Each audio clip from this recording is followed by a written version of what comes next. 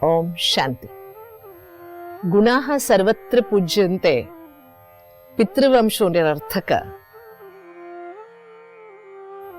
ऐसी बात को सच बनाने की ये जो अद्भुत मार्गदर्शन श्रीमद् भगवद गीता के माध्यम से हमें प्राप्त हो रहा है। दुनिया में गुणों की पूजा होती है, वंशों की नहीं। व्यक्ति की मान्यता होती है गुणों के आधार से, लेकिन गुण कब अवगुण बन जाते हैं ये समझ में नहीं आता। और मन में एक दुविधा सदैव रहती है कि सदा काल, अनादिकाल से अनंत काल तक गुण और अवगुण साथ साथ में रहते हैं क्या?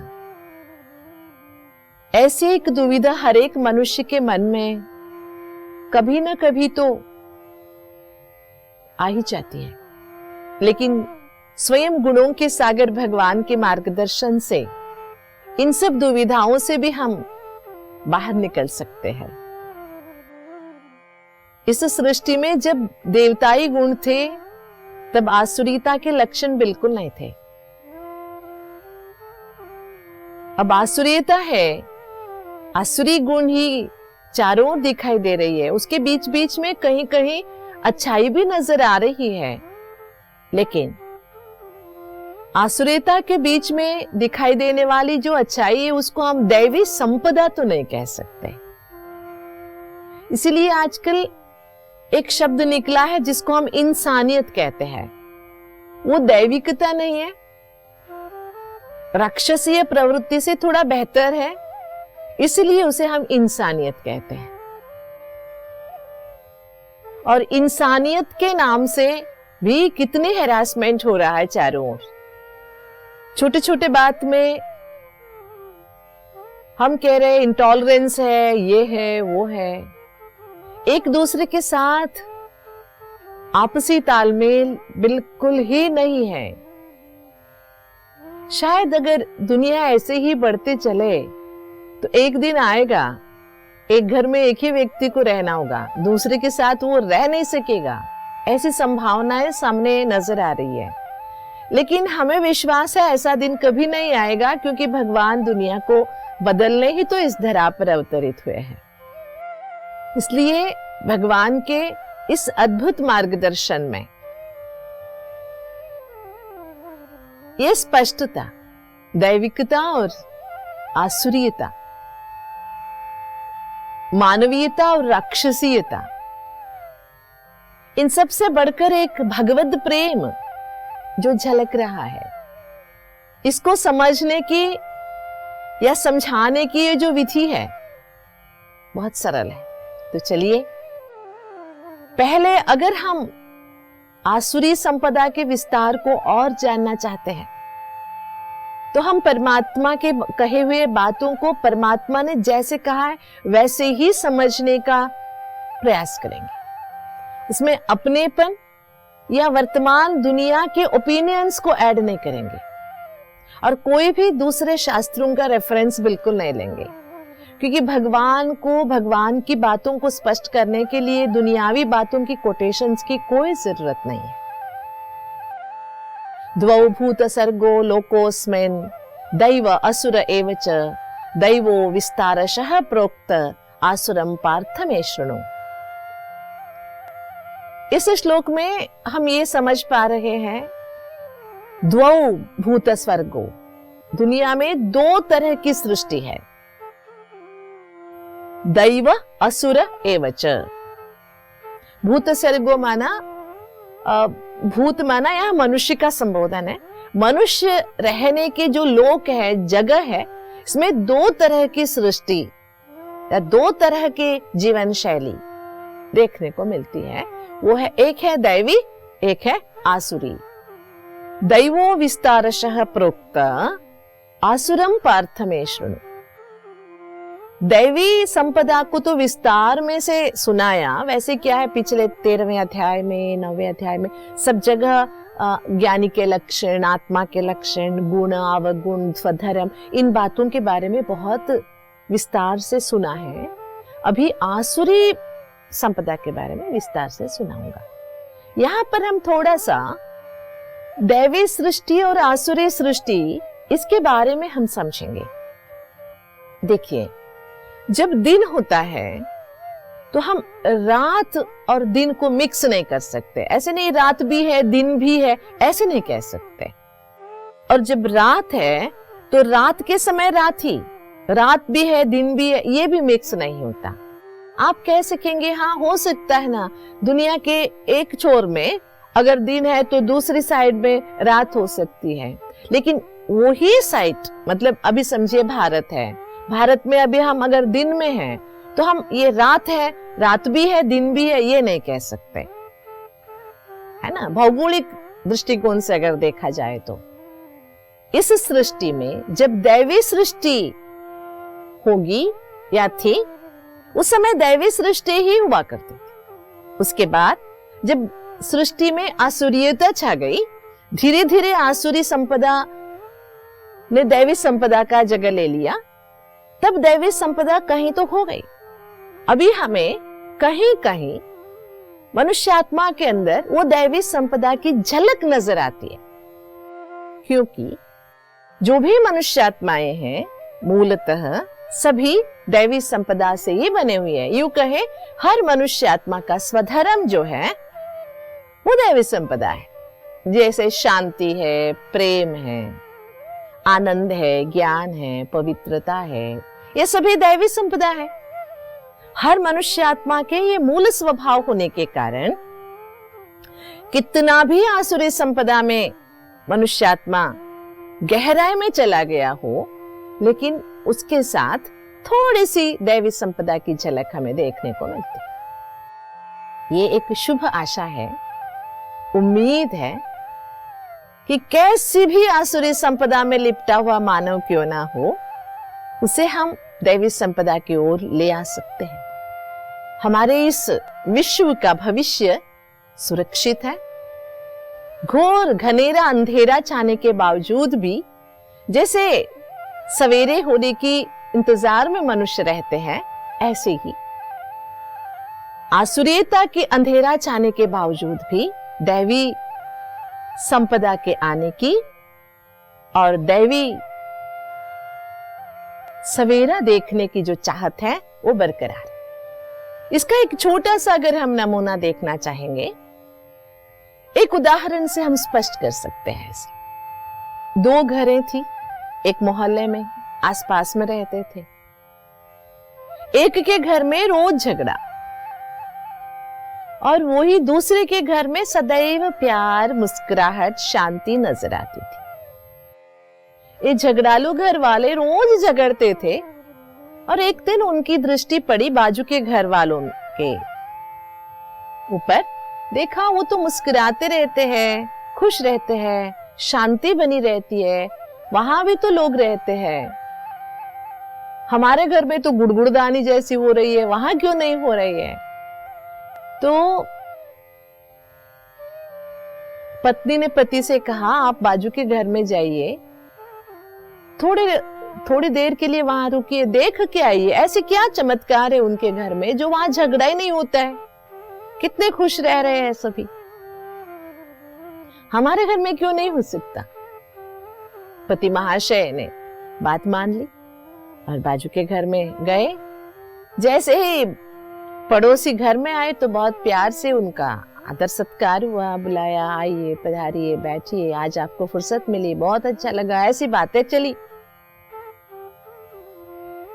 उसी बीच क्या हुआ, पति कहीं अंदर से आ रहे थे, हाथ में मोबाइल पकड़ के आ रहे थे, उन्होंने देखा नहीं, उनके वहां पर एक बाल्टी रखी हुई थी, पोंछा लगा रहा हुआ होता था, तो वहां पर बाल्टी इनके पैर से लग गई और धक्का लग गया, पानी सब फैल गया, गंदगी फैल गई।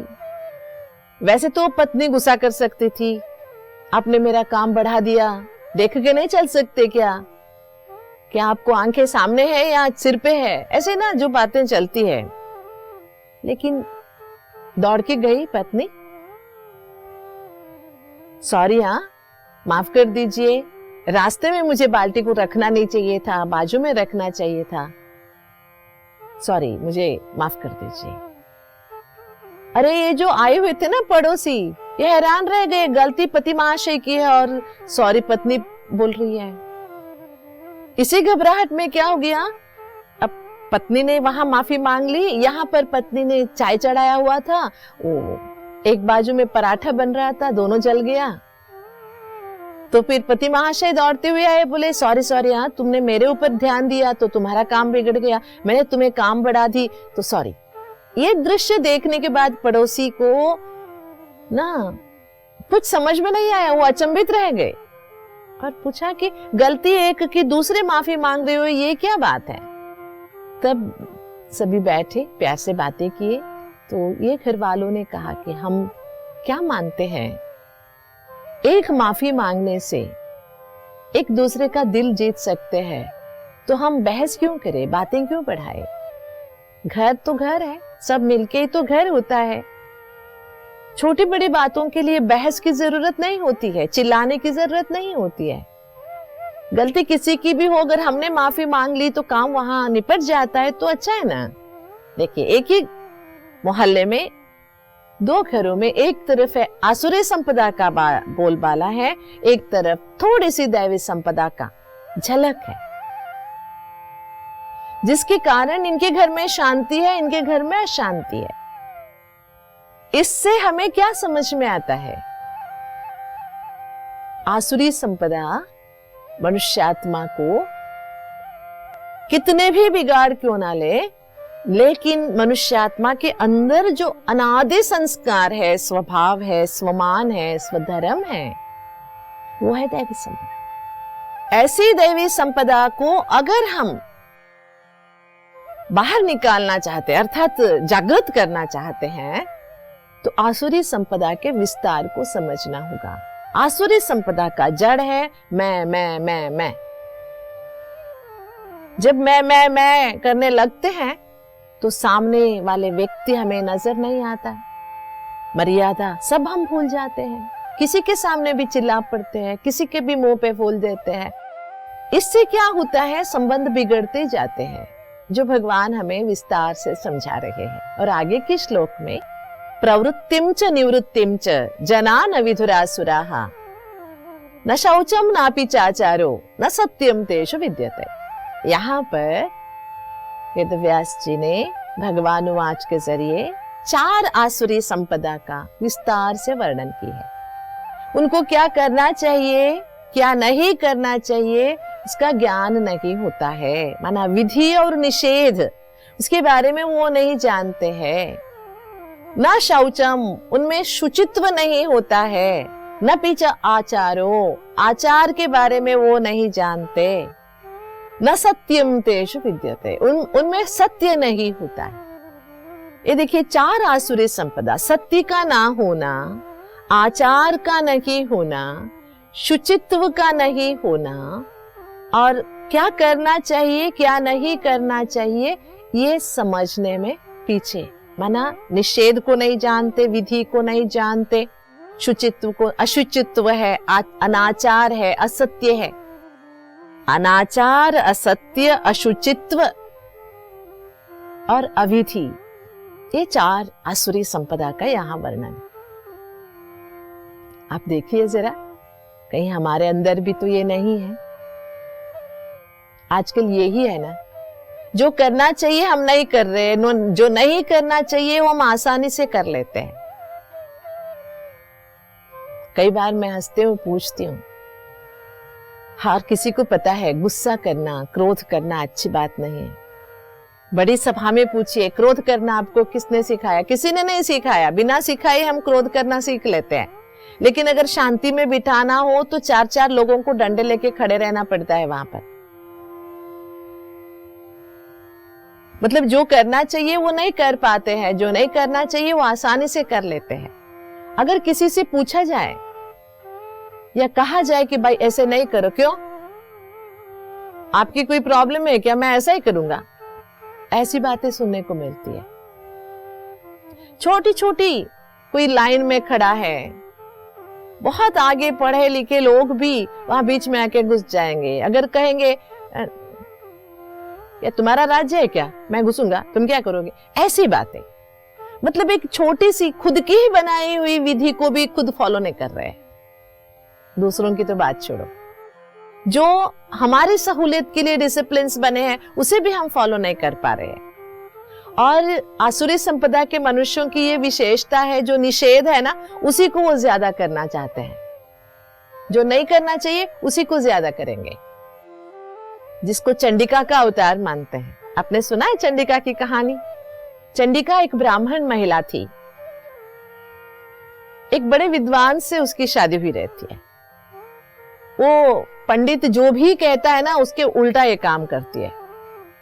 अगर वो कहेगा कि साफ सफाई करो तो वो गंदगी फैलाएगी, झाड़ू लगाओ तो वो पानी फेंकेगी, ऐसे उल्टी काम करती। लेकिन उसके साथ जीवन गुजारना था तो पंडित ने सीख लिया था, उसे जो भी करना है ना उसी के उल्टे बोलता था। ये उल्टा जब बोलता था वो सीधा काम करती थी। ऐसे ही चल रहा था उनका गृहस्थी। एक दिन उनके घर में ना उस पंडित के पिता का श्राद्ध कर्म रहता है, तो ये कहता है मैं पिताजी का श्राद्ध नहीं करूंगा, श्राद्ध करने से क्या फायदा, मैं नहीं करूंगा। नहीं नहीं, आप कैसे नहीं करोगे, करना ही पड़ेगा, मैं एक ही ब्राह्मण को बुलाऊंगा। नहीं नहीं, 4 ब्राह्मणों को बुलाएंगे, कायदेशीर करेंगे। ये जो बोलता गया उसके उल्टा वो करती गई। बहुत अच्छी तरह से श्राद्ध कार्य संपन्न हुआ। जैसे श्राद्ध कार्य संपन्न हुआ, ये पंडित बहुत खुशी में फूला न समाया और भूल गया कि मेरी पत्नी चंडिका है। खुशी में इसने कह दिया, ये जो पिंड प्रदान करते हैं पितृ कार्य में, इसे जाके ना पानी में बहा के आ जाना। वो तो विरुद्ध करने वाली थी, जैसे इसने कहा पानी में बहाओ, वो जाके गली में फेंक के आ गई। ऐसी कहानी हम बचपन से सुनते आए हैं। आसुरी संपदा वालों की ये एक स्वभाव है, वो विधि के अनुसार कुछ नहीं करेंगे। जैसे कि आजकल हम देख रहे हैं, किसी को सवेरे उठने की मतलब ही नहीं है, शुचित्व की तो बात ही नहीं है। स्नान करना है ना कभी करेंगे, हफ्ते में एक बार, कोई पानी की कमी नहीं होगी उनको। लेकिन क्यों, कायदे क्यों हैं, हम साफ है ना। ऐसी बातें, उनको क्या करना चाहिए क्या नहीं करना चाहिए, कब खाना चाहिए क्या खाना चाहिए। अगर आप कहेंगे कि खड़े खड़े खाना मत खाओ, तबीयत के लिए अच्छी बात नहीं है, नहीं नहीं हम खड़े खड़े ही खाएंगे, हमको इसी में मजा आता है। आप देख रहे हैं बहुत अच्छे पढ़े लिखे लोग दूसरों को तंदुरुस्ती की 100 डायरेक्शंस देने वाले खड़े खड़े खाना खाते हैं। और कब खाते हैं, रात के 11 बजे। अपने पेशेंट्स को कहते हैं 7 बजे के पहले खाना खानी चाहिए, नहीं तो हजम नहीं होता, लेकिन खुद रात को 11 बजे खाते हैं। ये है आसुरी संपदा की विशेषता है। ना शौचम ना पिचाचार हो, कोई आचार नहीं है उनके लिए। मैं आचार का मतलब ये नहीं कह रही हूं कि जो सदियों से चली आई है वैसे नहीं करो, लेकिन हर किसी के जीवन के लिए कुछ तो डिसिप्लिन चाहिए। और वो सत्य को नहीं मानेंगे, असत्य पे ही चलेंगे। असत्य माना दिखावा, असत्य माना भ्रम, असत्य माना सुनी सुनाई बातों पर, ऐसे चलेंगे। आपको लगता है कि आज की दुनिया में दैवी संपदा ज्यादा है या आसुरी संपदा?